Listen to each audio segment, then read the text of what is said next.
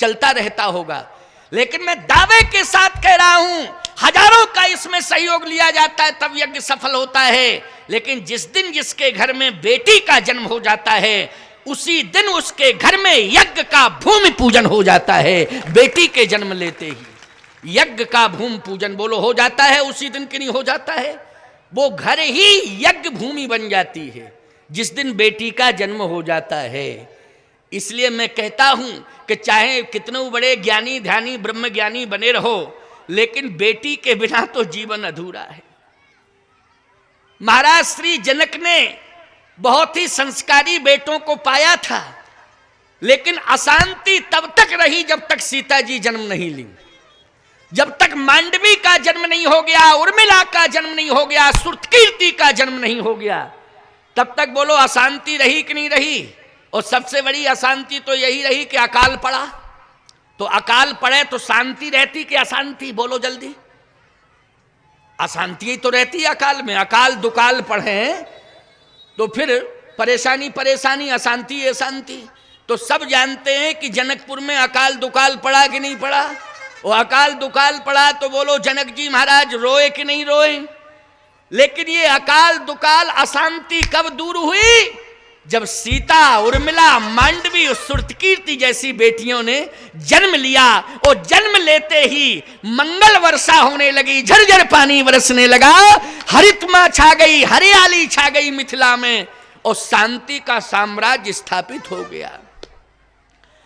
सावधान जनक से पूछा गया, जनक से पूछा गया कि आपके घर में बेटी सीता आई हैं, ये क्या है, इनका परिचय दो।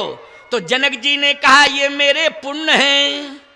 क्या है ये मेरे पुण्य हैं। और दशरथ जी से पूछा गया कि आपके घर में राम आ गए, तो दशरथ जी बोले राम हमारे जीवन के पुण्य हैं।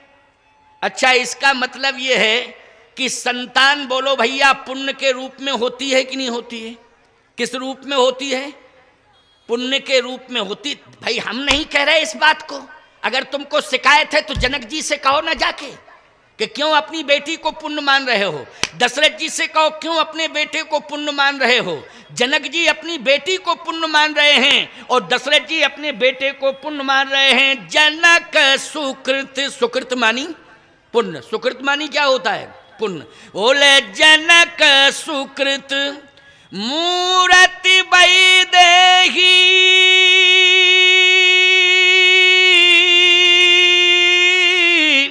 और दशरथ सुकृत राम धरि देही। बोले सीता जी के, जनक जी के पुण्य हैं सीता जी, और दशरथ जी के पुण्य हैं प्रभु राम। तो इसका मतलब है कि बेटा बेटी पुण्य होते हैं। बोलो होते हैं कि नहीं, बेटा बेटी पुण्य होते हैं। क्योंकि हम केवल यही कह दें कि बेटी पुण्य होती है तो बेटे कहेंगे हम सब पाप हैं। भाई जब बेटी पुण्य है तो बेटे पाप हैं। नहीं नहीं, हम ये नहीं कहेंगे, गलत बात है भाई। हाँ नहीं तो जितने बेटे हैं सब बगावत करेंगे घरों में जाके कि ऐसे जगत गुरु बुलाए कि हमको पापा ही सिद्ध कर दिया पूरा, केवल बेटी ही पुण्य है।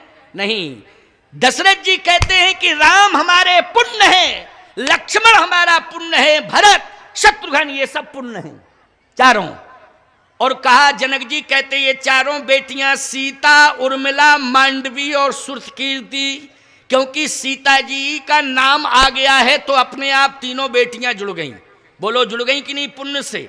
और यदि राम जी का नाम आ गया है तो अपने आप तीनों पुत्र दशरथ जी महाराज के जुड़ गए हैं, लक्ष्मण भरत और शत्रुघ्न। बोलो जुड़ गए कि नहीं। तो इन संतानों को इन महाभागों ने पुण्य के रूप में स्वीकार किया है। अब सोचो जरा, पुण्य कब मिलता है, जब तप किया जाता है। तप किया जाता है तब पुण्य मिलता है। और ईमानदारी से बताओ, संतान गर्भस्थ होती है और जब तक वो जन्म नहीं ले लेती है मां तप करती है कि नहीं उसके लिए। बोलो उसको संभालती है, ये तप नहीं है तो क्या है। संतान को चाहे बेटी हो चाहे बेटा हो, किसी को भी जन्म देना है, बोलो उसके जीवन की वो तपस्या है कि नहीं है, तपस्या कि नहीं। अब एक बात का ध्यान रखना, इसलिए कह रहा हूं कि जब संतान के जन्म का समय आ जाए, उस समय पति पत्नी को सावधान होने की आवश्यकता है। पति पत्नी को अपने विचारों में अनुकूलता लाने की जरूरत है। कभी भी किसी भी दिन किसी भी क्षण विरोधाभास की कंडीशन पति पत्नी की नहीं होनी चाहिए, नहीं तो इसका पूरा दुष्प्रभाव संतान पर पड़ेगा, चाहे बेटी हो चाहे बेटा हो।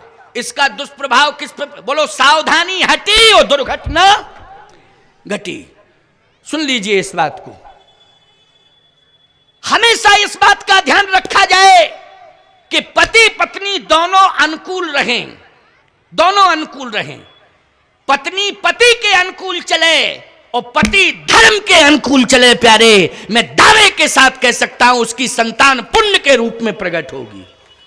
उसकी संतान किस रूप में प्रकट होगी? पुण्य के रूप में प्रकट होगी। लेकिन सीधी सी बात यह है कि बेटा है पेट में या बेटी है, संतान है उदर में, पेट में, और उस समय माँ बाप महाभारत मचा रहे।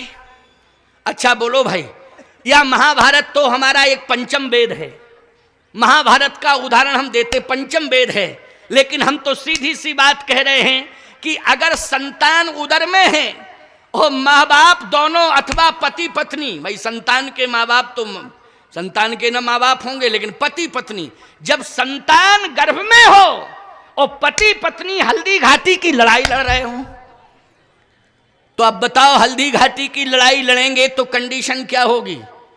मानसिंह पैदा होंगे कि नहीं होंगे? जयचंद पैदा होंगे कि नहीं होंगे? जल्दी बोलो। जयचंद और मानसिंह ही पैदा होंगे, इस बात को ध्यान से सुन लेना प्यारे।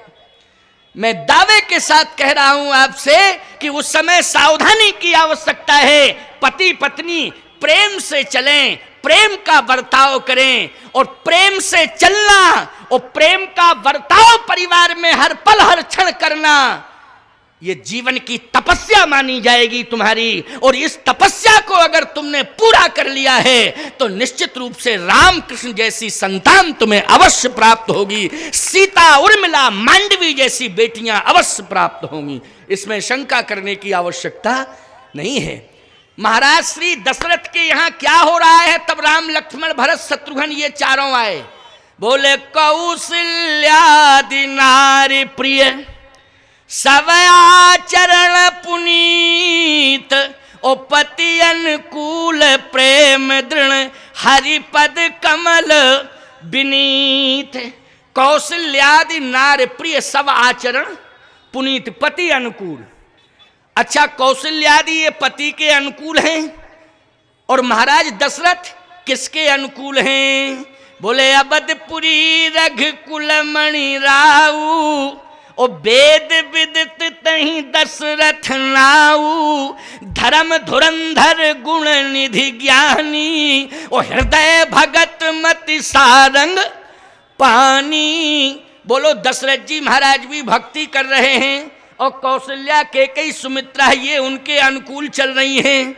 बोलो, जब ये सब देखा तो पुण्य के रूप में राम लक्ष्मण भरत शत्रुघ्न, बोलो चारों बेटे आ गए कि नहीं आ गए? ये पुण्य के रूप में आए।